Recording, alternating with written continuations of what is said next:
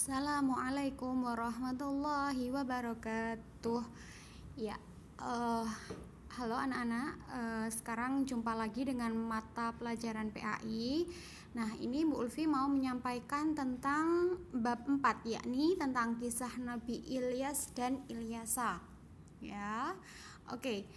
Langsung saja, di sini kisah Nabi Ilyas. Nah, seperti apa sih kisah Nabi Ilyas itu? Nah, nanti dari kisah ini Bu Ulfi harapkan anak-anak bisa mengambil pelajaran baik apa saja sih yang bisa kita ambil dari kisah Nabi Ilyas, gitu ya.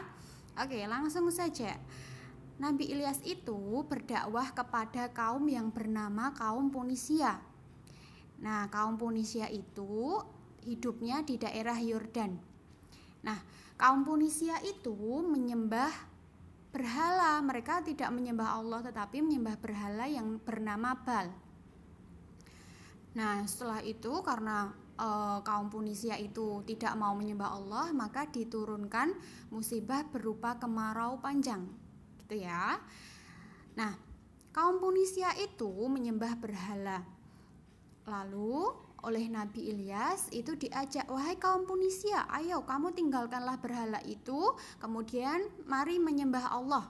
Sesungguhnya Allah itu adalah Tuhan yang Esa. Tetapi kaum Punisia itu menolak, ya.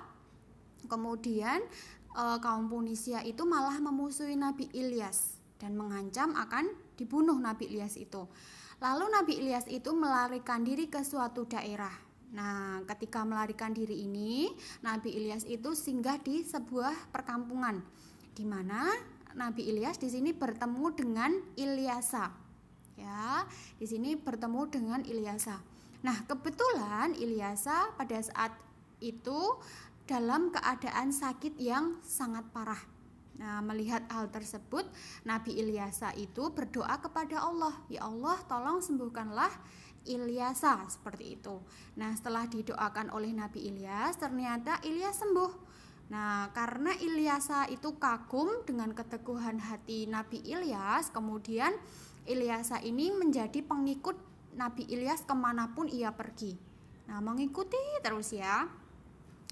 Lalu setelah mengikuti Nabi Ilyas kemanapun pergi, akhirnya Ilyasa itu ikut berdakwah. Nah, ikut dengan Nabi Ilyas.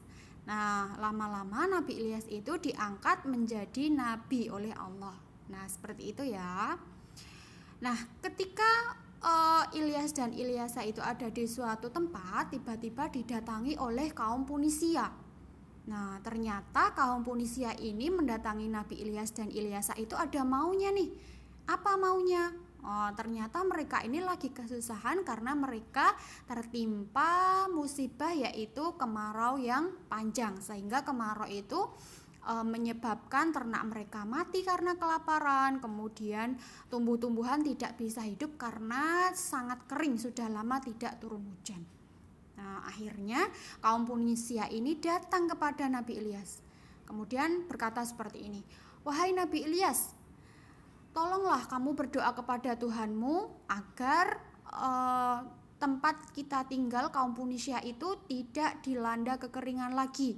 Kita sudah berhari-hari tidak makan, bahkan banyak sekali anggota keluarga kita yang mati.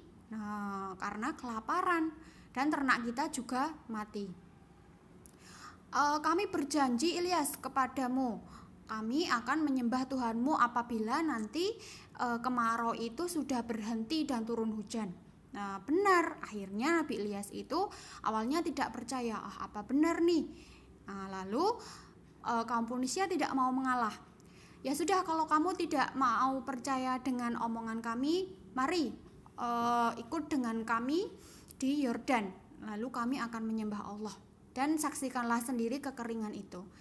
Nah, melihat hal itu, Nabi Ilyas akhirnya hatinya luluh dan mendoakan kepada Allah agar kaum Punisia itu diangkat musibahnya. Ya, lalu setelah Nabi Ilyas berdoa, akhirnya turunlah hujan. Bahkan setelah hujan itu turun, ternyata tanah yang semula kering itu menjadi subur. Bahkan lebih subur dari sebelum kekeringan. Wah, luar biasa ya. Lalu setelah itu Nabi Ilyas melihat kemunafikan dari kaum Punisia. Kemunafikannya seperti apa? Ternyata kaum Punisia itu tidak menepati janji. Nah, tidak menepati janji, mereka kembali menyembah kepada berhala. Ya, lalu Nabi Ilyas itu merasa dibohongi dan kemudian Nabi Ilyas itu berdoa kepada Allah agar menurunkan musibah kemarau pada kaum Punisia lagi karena mereka itu ingkar janji. Ya, seperti itu ya. Jadi kaum Punisia itu jangan ditiru. Jadi kalau kita itu sudah berjanji maka wajib ditepati. Atau sebelum kamu berjanji katakanlah insya Allah. Seperti itu ya nak ya. Oke, selanjutnya keteladanan Nabi Ilyasa alaihissalam. Ya, satu, seorang yang taat beribadah. Ya, jelas beliau taat beribadah. Kemudian sangat sabar dan pantang putus asa. Ya, kemudian pelajaran yang dapat kita ambil dari kisah Nabi Ilyasa itu, satu, teguh pendirian dalam menjalankan perintah Allah. Walaupun diancam mau dibunuh, diusir dari perkampungannya, beliau tetap menjalankan perintah Allah. Kemudian sabar menghadapi kaumnya dan juga tabah, tidak putus asa ya. Kemudian tidak ingkar janji seperti kaum Punisia ya. Jadi kita sebagai umat muslim hendaknya selalu menepati janji. Janji itu adalah hutang. Oke, sekian dari Bu Ulfi. Apabila nanti ada pertanyaan boleh langsung ditulis di Teams atau boleh WhatsApp ke Bu Ulfi ya. Oke, sekian. Assalamualaikum warahmatullahi wabarakatuh.